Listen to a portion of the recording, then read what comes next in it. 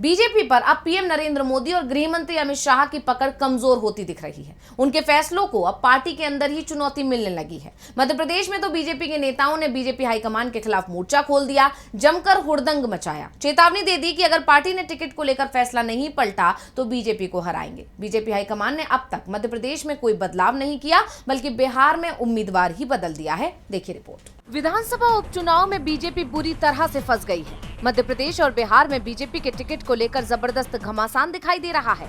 मध्य प्रदेश के दतिया में तो बीजेपी के कार्यकर्ताओं ने बवाल मचा दिया। खुद की उम्मीदवारी तय मान रहे प्रदेश के पूर्व गृह मंत्री नरोत्तम मिश्रा ने नामांकन पत्र तक खरीद लिया था। समर्थकों को दतिया बुला लिया था, लेकिन पार्टी ने ticket Madhya Pradesh housing board के पूर्व अध्यक्ष आशुतोष तिवारी को दे दिया, जिसके बाद नरोत्तम समर्थकों ने बवाल मचा दिया। हाईकमान को सबक सिखाने की चेतावनी दे दी। नेशनल हाईवे 44 को जाम कर दिया, पुलिस पर ही हमला कर दिया। इस हमले में पुलिस अधिकारियों सहित पुलिस के 8 जवान घायल हो गए। इसके साथ ही पार्टी में इस्तीफों का दौर भी शुरू हो गया। दतिया जिला बीजेपी अध्यक्ष रघुवीर कुशवाहा सहित पूरी जिला कार्यकारिणी ने सामूहिक रूप से इस्तीफा दे दिया।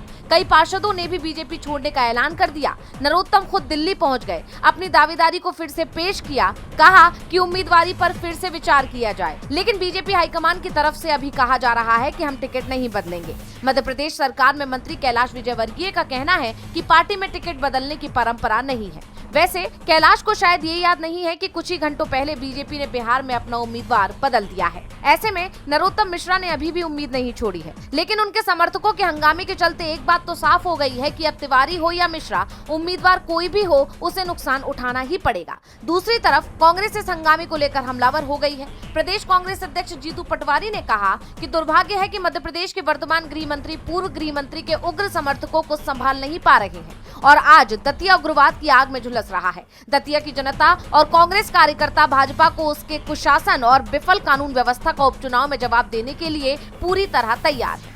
पटवारी ने सीधे सीधे सीएम मोहन यादव को सवालों में खड़ा कर दिया है, क्योंकि गृह मंत्रालय की कमान भी वो ही संभाल रहे हैं। एमपी में बीजेपी कार्यकर्ता सड़क पर बवाल मचा रहे हैं, वहीं बिहार में बांकीपुर विधानसभा उपचुनाव को लेकर भी बवाल मचा हुआ है। बीजेपी ने यहां पर अभिषेक कुमार सिन्हा बंटी की जगह नीरज कुमार सिन्हा को मैदान में उतार दिया है। बीजेपी की तरफ से दावा किया जा रहा है कि अभिषेक ने खुद ही टिकट वापस कर दिया था, जबकि खबर ये आ रही है कि पार्टी ने ही उन्हें टिकट वापस करने के लिए मजबूर किया और इसके पीछे कहा जा रहा है कि अभिषेक के पिता रविंद्र प्रसाद सिन्हा चारा घोटाले में दोषी पाए गए थे।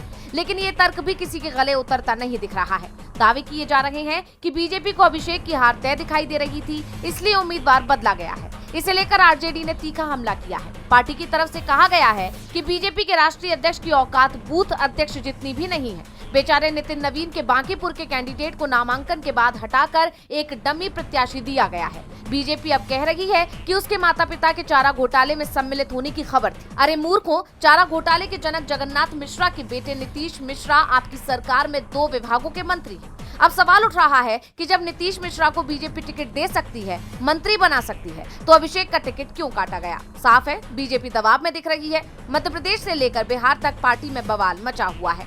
डीवी लाइव की रिपोर्ट।